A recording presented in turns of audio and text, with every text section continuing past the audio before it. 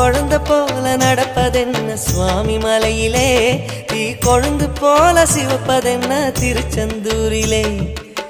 குழந்தை வேலன கொஞ்சி விளையாடலாம், கோபக்கார குமரன எப்படித்தான் ஆடலாம். குளத்தை போல மனசு கலங்குது, குமரா தெளிய வச்சா ரொம்ப நல்லது.